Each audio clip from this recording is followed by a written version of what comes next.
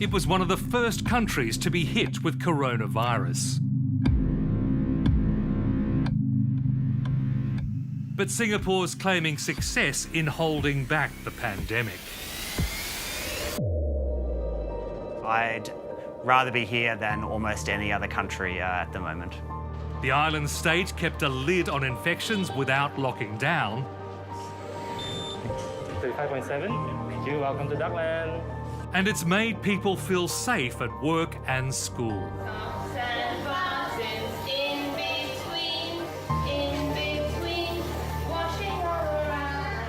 Even as the island grapples with a second wave of infections, people are optimistic. We are quite hopeful that we will be able to contain this.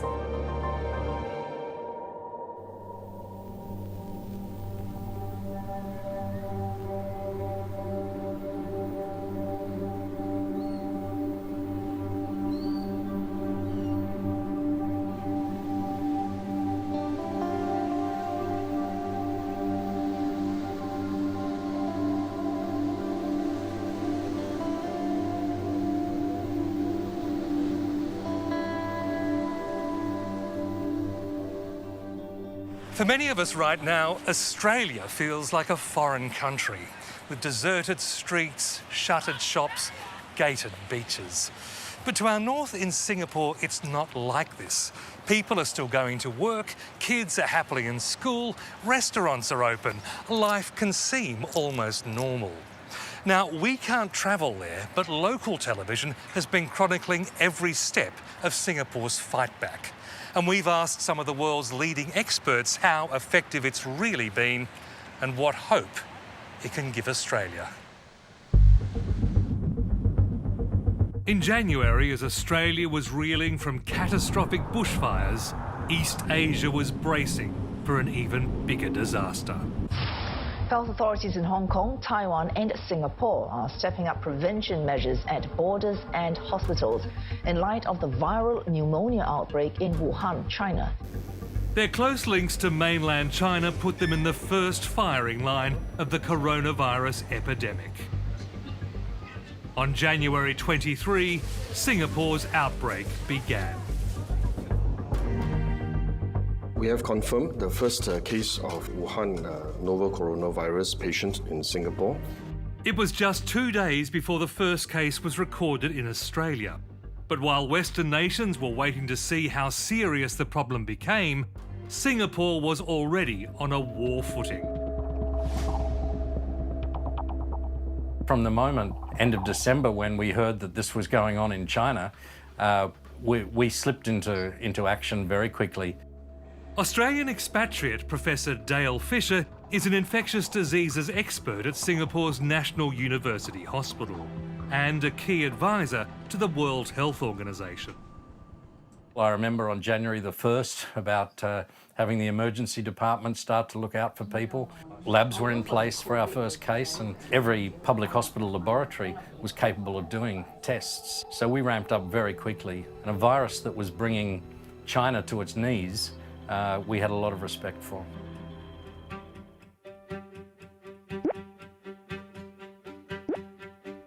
Professor Fisher is now quite literally the public face of virus education. The health minister was visiting my hospital, NUH, about a month or so ago, and he said, we need more experts like Dale out there being part of the messaging. So that afternoon, I was approached by people and invited to become a cartoon character.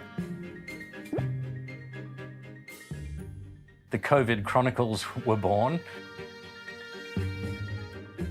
When all this settles down, I'll fade back into oblivion, but at the moment I'm busy trying to get the message out there. Okay, well, what is that main message you want to get out there? In general, it's that this disease can be contained. And if you don't contain it, then you can see the ramifications. That's called Wuhan. That's called Italy. But if you do contain it, that's called Singapore. That's called Korea, Hong Kong, now China, now that they've brought it under control. So That's my strongest message, is that it can be contained and everyone has a different role to play. The government's response was visible within days of the first infection. Students and visitors had to pass temperature checks to be admitted to schools.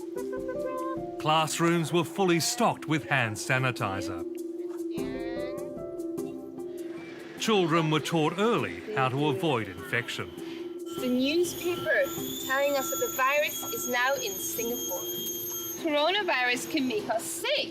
It can make us have a runny nose. Also, it might make us cough. How should we cough if we need to? Into our elbow. Very good. At the same time, the government was activating a network of nearly 900 health clinics to be the first line of treatment.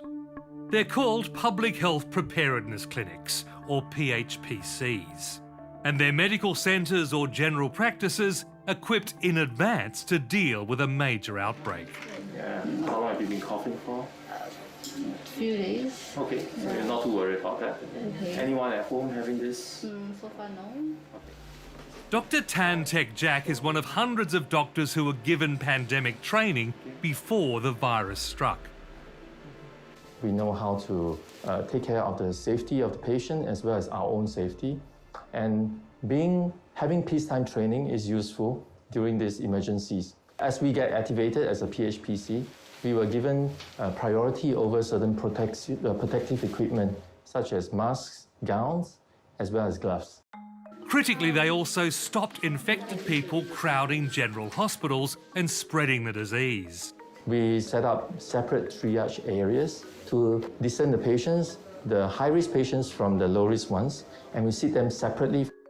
Having PHPC clinics in the community really helps because in terms of accessibility of services, and then also preventing patients from going to hospital unnecessarily. And having PHPC clinics to do this job is better than to have patients, for example, mingle in the hospital and catching unnecessary infections. Encouraging people to go to clinics for triage meant Singapore could quickly ramp up testing. As we ramped up, we realised that if we only looked at travellers from China, then we would only find travellers from China. And we decided that we'd have an enhanced surveillance system, and any hospital admission with an acute respiratory illness would be tested. Atypical pneumonias could be tested. So it became quite liberal very quickly, because identifying cases and that early diagnosis is really key. And Eric, in many ways, this is a luxury, because we faced almost the whole SARS outbreak without a test. We had to do that on clinical grounds. Singapore had spent years preparing for this kind of epidemic because it suffered something similar in 2003. A mysterious disease arrived from China called SARS, Severe Acute Respiratory Syndrome. 238 people were infected, 33 died. This is something that is firmly etched in Singapore's medical history, and I think there was a firm conviction that this wouldn't be allowed to happen again. Benjamin Lowe was a nurse in the SARS crisis. He's now head nurse in a hospital that was purpose-built to handle the next mass outbreak. Building on our SARS experience, we saw about 300 over patients back in SARS, and this was why we actually built this building to actually hold up to 300 over patients. But in case of need, we can actually scale up to 500. This is where all people who test positive to coronavirus are taken. They're treated behind double doors in so-called negative pressure rooms, where only fresh air can come in and only clean air gets out. This actually protects the community that is residing near the building itself, and to assure people and the general public that they are very safe. So this is our assurance to the general public, and also our commitment in terms of protecting the lives of Singaporeans. Patients who test positive have to stay in this hospital. Unlike Australia, there is no self-isolating in the community for anyone infected. And from the outset, Singapore has taken a harsh line on quarantine. In February, Dale Fisher was ordered to stay home for 14 days after he returned from a medical fact-finding trip to China. If people are breaching quarantine and they're caught, then that's a potentially criminal offence. There are jail terms. You can lose your work permit, fines. So there's significant deterrent to breach quarantine, but there's also monitoring. When I was in quarantine, when I came back from China, I was quite surprised actually. I had an SMS and it said that I had to click on the link and that would verify that I was at the address I was supposed to be at. And when I clicked on the link, I got an immediate response saying, "Thank you for your cooperation." So they're watching, and that's good.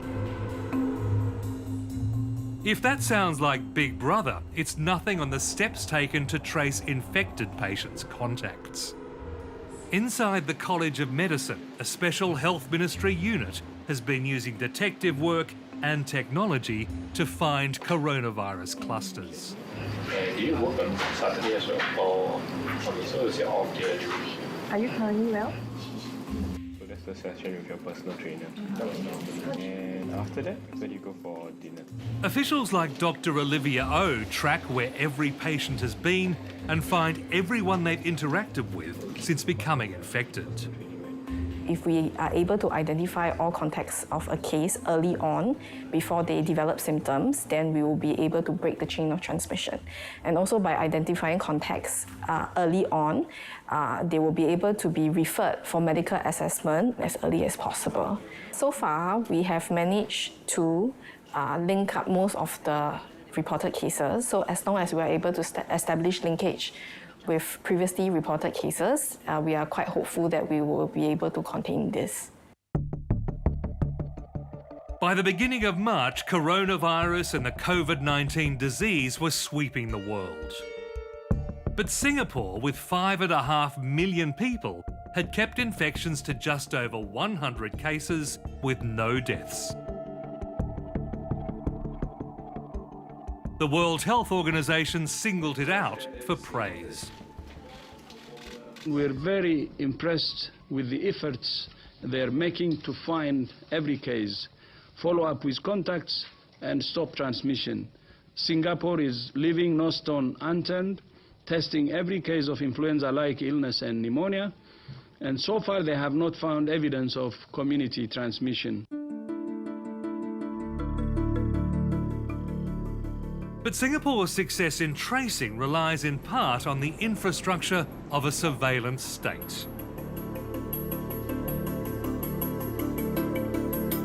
Residents are being encouraged to download a tracing app that lets authorities check where they've been and who they've been close to. This is not a democracy in the Western sense. It's been ruled by one party since independence in 1965.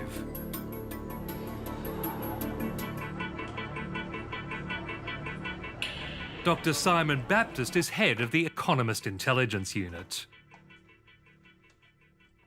It's almost impossible to go anywhere in Singapore and not be on a CCTV camera.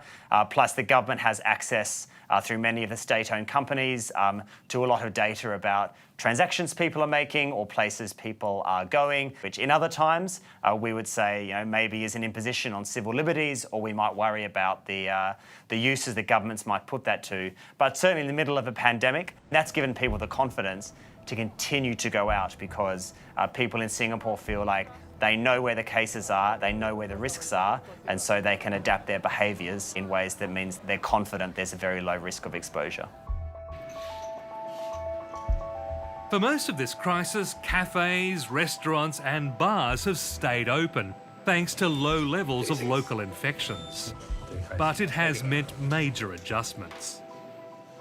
I'm Gelvin, so I'm an assistant manager of Darkland PLQ. So remember to wash your hands later after you don your mask, so to prevent your saliva from dropping onto the customer or onto their food. Okay? First thing that we do nowadays, we have to do sanitizing. We wash our hands, sanitize, so that we make sure the place is fully clean. 35.7. Thank you. Welcome to Duckland. Most of the customers that comes here, they say that this place makes them feel safe. So coming here with these measures being put up, they come back again. Michael Lowe is a bus captain. All staff, before they start work, are to take the temperature first. Secondly, buses every day are being disinfected. And each trip, when we reach the interchange, all doors and windows, after parking, is being opened to let the inside air to be filtered out first.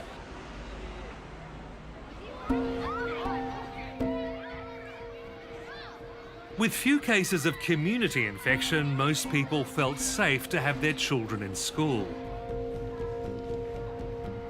We want the children to understand that despite the situation right now, as long as all of us have the common faith, we do our part to keep everyone safe, we are able to overcome this crisis.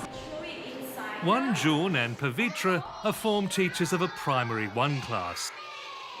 If you want to fight the virus, wash your hands. Wash your hands. If you want to fight the virus, touch your face. Touch your face. Healthy meals and exercise. Okay, let us change. Virus can be anywhere. If they spread inside your mouth, you can be sick or you can be die. They say the constant hygiene lessons help calm the children's fears. I'm scared my family die. In class, we actually go through about feelings. So when they share their feelings, we really reassure them and tell them, there's no need to worry. If we take precaution measures and we practice good hygiene, everyone will be safe.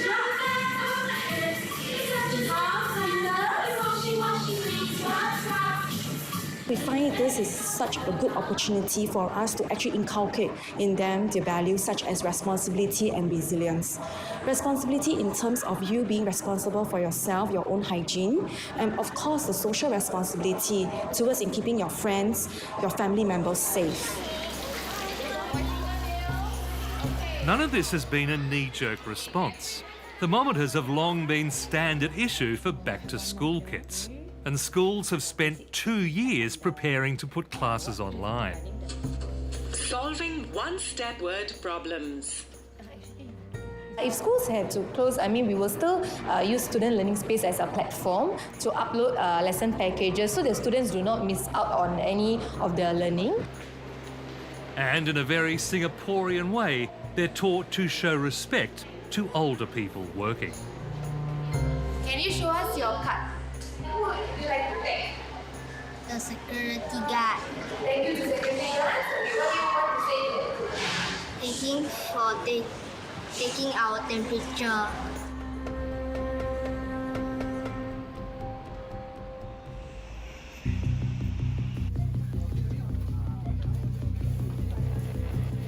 The public mood hasn't always been calm. Panic buying broke out in early February when the government raised the alert level. Today, the task force has deliberated carefully and decided to raise the risk assessment to DORSCON Orange. But it stopped almost overnight after Prime Minister Lee Hsien Loong addressed the nation. Fear can do more harm than the virus itself. It can make us panic or do things which make matters worse. Like circulating rumors online, hoarding face masks or food, or blaming particular groups for the outbreak. Instead, we should take courage and see through this stressful time together. Let us stay united and resolute in this new coronavirus outbreak. Take sensible precautions, help one another, stay calm, and carry on with our lives. One common theme across the East Asian societies that have dealt with things there are happy to do what the government says and are happy to go along with government advice. Singapore's also got a feature of not having a free media. So this means that in normal times you'd say there's not a diversity of voices and there's very little real debate about issues of domestic politics in the public sphere in Singapore.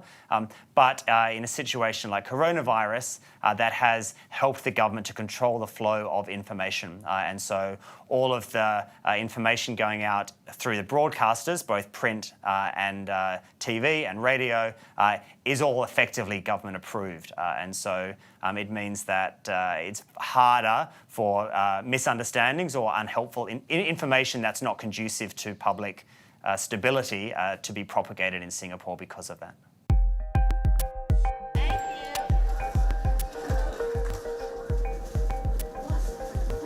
Many have seen it as their patriotic duty to spread the government's message. Eugene Lee and his wife Ski developed a site to give health information in different dialects.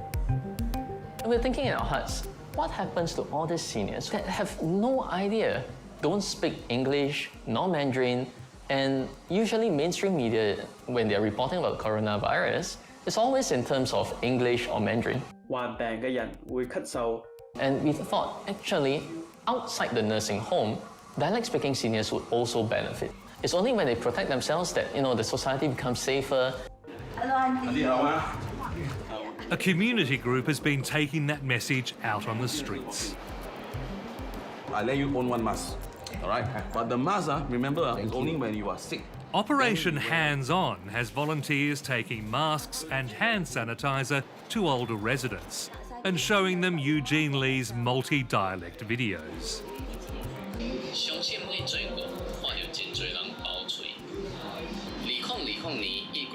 And in Hokkien, we have a phrase to say, ai zai, mai kia, right? So, which means to stay calm, right? Don't panic. I think that's would be a first kind of best response, right? To see how each of us can work with one another in order to ensure that we come out of this together stronger as Singaporeans.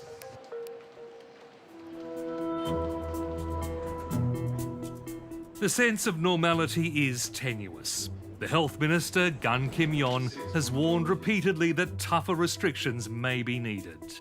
We continuously adjust our risk assessment based on global and regional developments and adjust our measures accordingly. We will not hesitate to take further decisive measures to keep Singapore safe, as the situation warrants. Dale Fisher believes Singapore right now is enjoying more civil liberties than Australia. Eric, ironically, they're being enhanced. The fact that we're being very strict with a very small number of people for a very short period of time is allowing the majority of people the freedom they're used to enjoying. And life in Singapore really isn't a lot different. There's been a lot of adaptation, of course, but schools are open. Children are being asked to not attend if they're sick, to minimise any concerns. But we believe success looks like this. But that success is being sorely tested, and some caution it's too early to celebrate. Okay. Professor Raina McIntyre heads the biosecurity program at the Kirby Institute in Sydney. She asked to be interviewed remotely. Such are her concerns about the virus's transmission. Well, Raina, a lot of people saying Singapore has done very well and could be a model to follow. You're less enthusiastic. Why is that? Well, when looking at all the countries who've had epidemics so far and the data that's available, Singapore, Taiwan and Hong Kong look pretty similar. They all had some early success in keeping cases down, but they're all seeing an increase in cases at the moment. So it's far too early to be saying that's a success. On the other hand, can you say that they have managed to slow what would otherwise have been a kind of Italian or Spanish rise of infections if they hadn't taken those steps so early? Yes, I think they did test very extensively, which is really important in the response. And they also had fever screening in schools and other measures. And Singaporeans apparently are more likely to keep their kids at home when they're sick, which doesn't happen in Australia.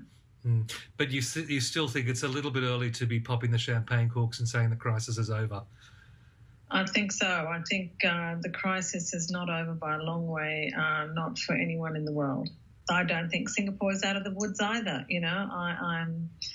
I'm watching with interest, but I don't think they can be too confident that they've conquered the problem. The past 2 weeks have seen a dramatic spike in infections, mainly from Singaporeans flying back home. Cases rose from just over 200 to more than 800, with the first 3 deaths. The government's response was blunt and swift. On Thursday, authorities shut down bars, cinemas and nightclubs until the end of April, with new laws threatening 6-month jail terms for people failing to keep a metre apart in public. Changi Airport pulled down its own shutters. When you face yourself in a situation where many countries don't have the control you'd like, and indeed it's like 3/4 of our cases were all off planes in the previous week or two, then it just becomes time where you say, well, we have to stop that leak. So, there's very major restrictions of people allowed in now, and if you do come in, then you're on quarantine at home. So we believe we've turned off that tap. I think we might see the numbers go up a little more over the next week, but then I think they'll come down.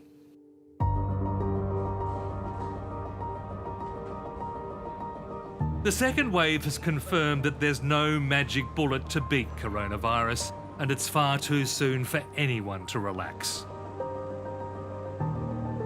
But Singapore's experience has also shown that the virus's rise can be slowed as long as countries act quickly and comprehensively.